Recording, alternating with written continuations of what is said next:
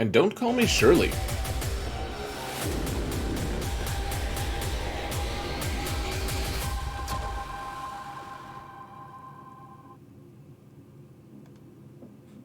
Hello everyone, and welcome to another episode of Xerath Prevails.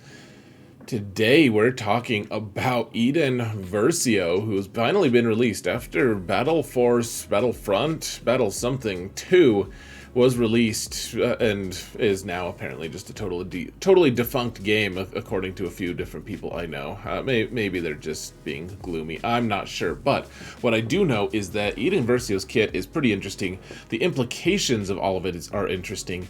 Qarth Onasi also got a pretty weird omicron, I hear. I actually didn't read it yet, though, so we're going to read that live.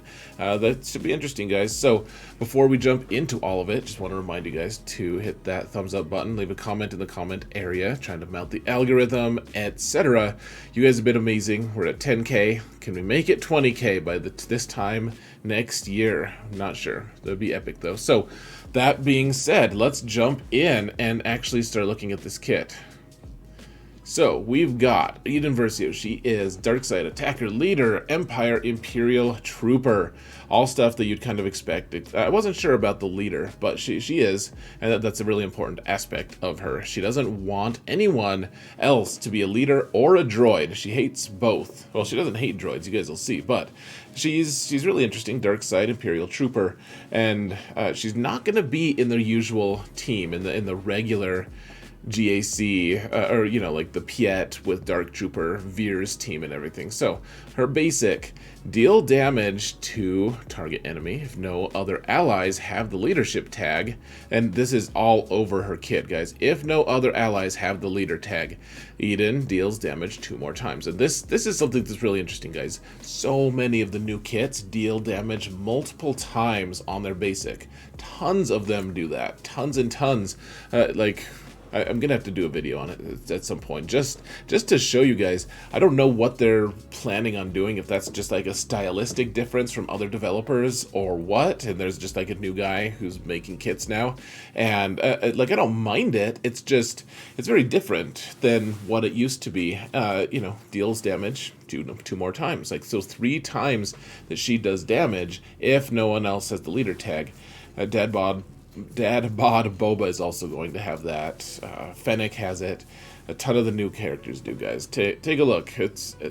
My guess is that there's going to be something to do with it. You know, some implication down the line. So, anyways, for each critical hit, she recovers health and protection. So she's actually pretty good at that on her kit. So now we've got the special push forward. It's a cooldown 2, so she's going to be using it every other time, probably. So it's an AOE, inflicts vulnerable to everyone. It does damage, so it can be countered. Potentially dispel all buffs on target enemy. So, you know, you can dispel buffs on 1 character on the enemy team, and inflict healing immunity for 2 turns and stun for 1 turn. So on 1 character, you do an AOE, but then on 1 character, and everyone gets vulnerable, but on 1 character, you get healing immunity and stun. You know, and stun is only 1 turn, healing immunity is 2. These effects can't be resisted by rebel enemies. If no other allies have the leader tag, call all other non-droid Imperial Trooper allies to assist, dealing 20% less damage. So, if no one else has the leader tag, then she calls all non-droid, so she doesn't want Dark Trooper here either. She calls all of them to assist, dealing less damage. So, this is actually a night, like, she can spam an assist call. It's pretty neat. Next special, Weaken Grieve later. This is cooldown 4. Dispel all debuffs on Imperial Trooper allies.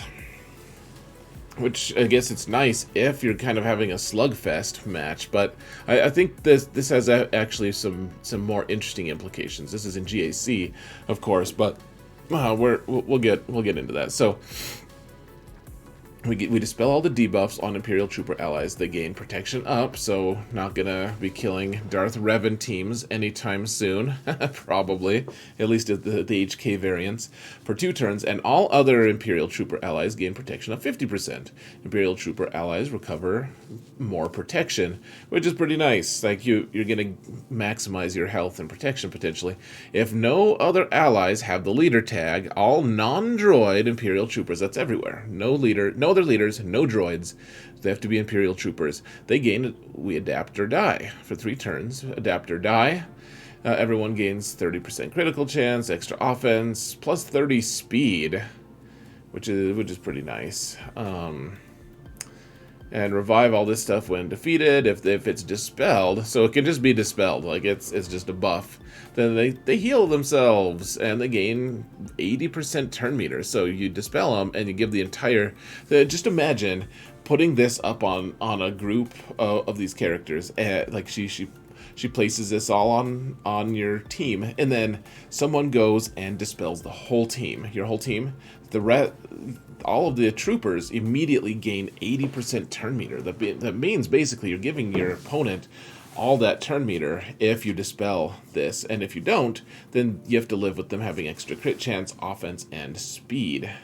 And they revive. If you dispel it, then they revive with 70% health. So you have to dispel it, but then you give them a turn, and it just turns into a mess. So as a leader, she gives all of her guys plus 35 speed. So it's a really interesting thing because she gives plus 35 speed, and then when she gets her first turn, and she gets her first turn right away, she gives everyone an additional plus 30 speed. So, kind of giving an effective 65 at the start of the battle if no other allies have the leader tag. Whenever a non-droid Imperial Trooper ally attacks at a turn, they gain 2% offense, stacking until the end of the encounter. So this is on an individual level, it looks like. So if she attacks out of turn, she gains 2% offense. It's not the whole team gains 2%, just her. Critical damage up for 2 turns at the start of each encounter. So all of these characters also have a plus 100% counter chance. So they're always just going to be countering. Madness. That's pretty cool, though. While enemies are vulnerable, they have less speed. So she can go first. Here's the thing, though. Okay. Maybe that's her on her unique here. So at the start of the battle, if no other allies have the leader tag, this is her Omicron ability, and this is on her lead. If no other allies have the leader tag, Imperial Troopers allies also gain extra health and protection, and whenever an enemy attacks out of turn, Imperial Troopers allies recover extra health and protection and gain turn meter. So this whole team, guys, this I guess the last part is really important to what my thoughts on the character are. So, if no other allies have the leader tag, all allies are non-droid Imperial Troopers. So again, all allies, no leader tag, no droids allowed. Iden gains 100% turn meter at the start of each encounter. So that's actually going to be worthwhile in territory battles as well. She'll gain the 100% turn meter. And whenever she is defeated, she revives with 100% health and protection if there's another active Imperial Trooper ally. So she can't be killed until you've killed all of her friends first. She just revives with 100% health and protection. Madness. It's crazy. Of course, if you have an ability that prevents revives, that's going to be different. But while she has protection up, which she has from a lot of different things, she also has extra potency. While she's active, trooper allies have extra 30% offense. So lots of things going on here. This is the big one, though, guys. It's a Zeta, and this is the amazing part of it. She gains 100% turn meter at the start. So let's say you mess up. You go in and you fail to kill a Night Sisters team, or you fail to kill a Commander Luke team. Their turn meter loaded. It's a nightmare. Here's the thing. She goes in and immediately gets a turn because she gains 100% turn meter right off the start. So loaded turn meter doesn't matter as much. Of course, it's not a bonus turn, so Han would go before her, and so would Watt. But otherwise, she goes next. She goes third. She's the third fastest. She doesn't need speed on her, actually. I'm curious to see what kind of offense damage, like how much offense she'll have, like how much ability to affect the fight she'll have. Like, she doesn't need speed that much, though, because she's giving herself speed, she's giving her whole team speed, and she starts with a bunch of turn meter, and she can't be killed until the rest of her team dies. And so it's like, if she does just magically appear into in a, like, against a Commander Luke team, they have loaded turn meter. Han goes in and shoots her, and they kill her probably, and then she just revives and keeps going. Like, maybe Han has reduced her turn meter. That could happen, but I mean, she's very interesting character. Like, can functionally immortal until the rest of her team dies, and the characters that she wants. Like, she wants range trooper, actually, is what she wants. She wants protection up. She also wants characters to be attacking out of turn because of the extra offense. And then people are reviving a lot, and it's a very interesting kit, guys. She's like she's the one who jumps in and makes the whole team, like, she makes the whole team be able to take out loaded turn meter. Like, Night Sisters, no problem, just jump in and use your troopers. But I think the thing that's most interesting about all of this, guys, so she's got an interesting kit. She seems good, but she's going to be using, like, magma trooper and stuff right now. I don't think that that's really the intent. Maybe, but I mean, you can see, and I don't think that this holds much significance on its own, but this picture, guys, I would not be surprised if she's going to be part of a new territory battle or an event centered around Endor. I think that is a distinct possibility that we're going to be fighting in Endor, and she's going to be a character that's going to be key for that, territory battle. That's my guess. We'll get Galactic Legend. Leia, I don't know what we do for the dark side character. Maybe we get, like, Snoke, because he's kind of the opposition to Leia, eventually down the line. Or maybe we get Jabba as part of a greater release. I mean, he's kind of key, connected to the Book of Boba Fett and stuff. Not to give spoilers, but I mean, that was pretty obvious for a long time. So, I don't know exactly. She seems good. But the material she has to work with, like, she doesn't, the way, like, in the end game speaking, she's not going to, like, she's not going to have Stormtrooper. Stormtrooper needs to go with Lord Vader.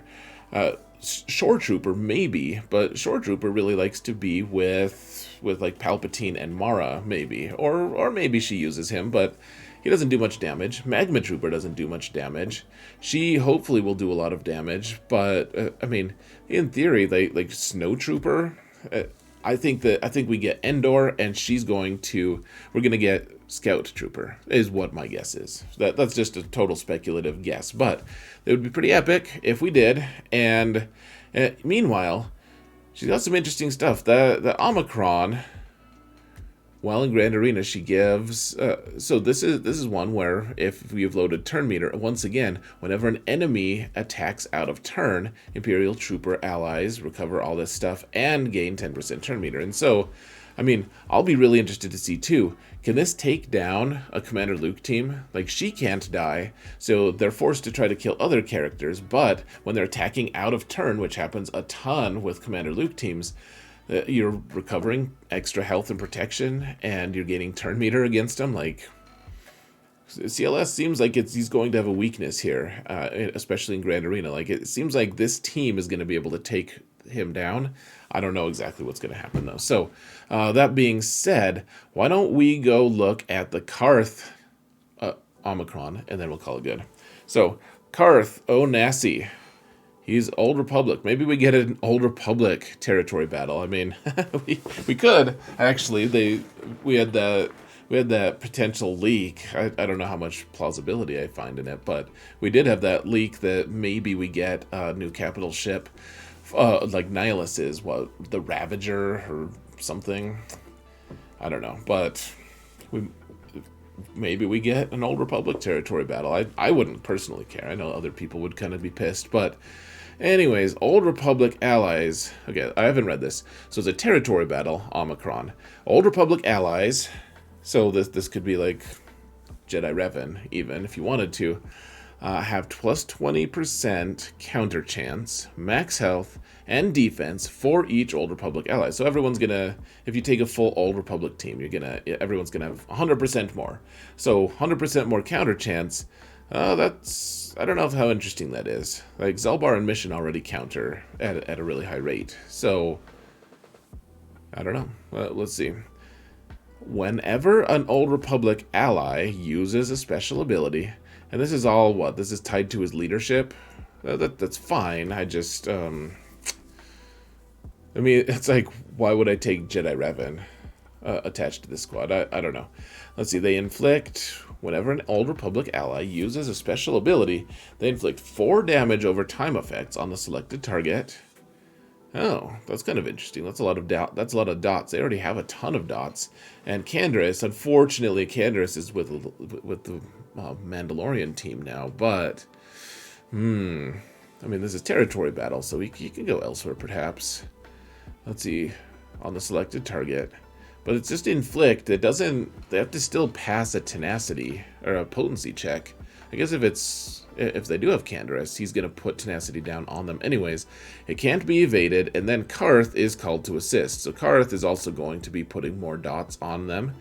Whenever an Old Republic ally attacks out of turn, they recover 5% health and protection, and gain 25% offense until the end of the... Gosh, so this is made to make Canderous just completely crazy. Whenever an Old Republic ally attacks out of turn, so they're healing themselves, but they're gaining 25% offense every time. Canderous, can you imagine just him machine gunning people like like 75% extra offense every single time he goes, and doing gaining all this turn meter because of the damage over time that's on people. And I think Canderous, this is on Qarth to make Canderous good in territory battles. I can't imagine wanting to do this right now, frankly. Well, in his territory battles. So, I guess I take it back, because Qarth is light side and Canderous is dark. So I don't know. I mean, I guess whenever they attack out of turn, I guess Zalbar and Mission, this could ramp Mission up like crazy, actually, because, you know, Zalbar's going to attack and she's going to assist, and then, yeah, this could make Mission really good.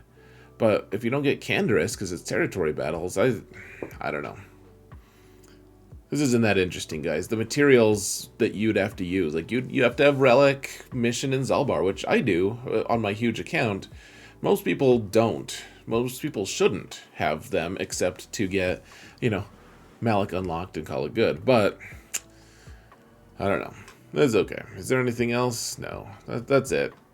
I would love for this Old Republic squad to be good. They're so disappointing, guys. I would love for them to get some kind of a boost. This is not the boost we're looking for, unfortunately.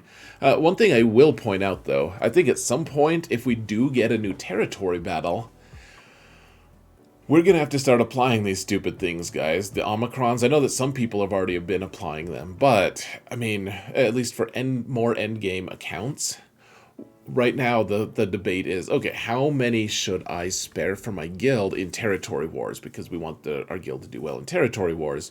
I'm going to put some Omicrons there. I'm going to put the majority of them on GAC targets. And then, where does territory battles let? Like, right now, I don't think it's wise to put any on any of them, at least if you're as an endgame account.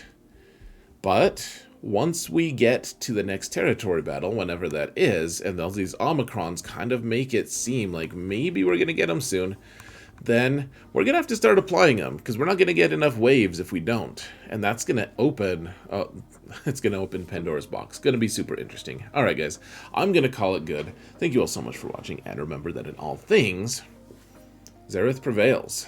But Qarth totally doesn't. What a loser.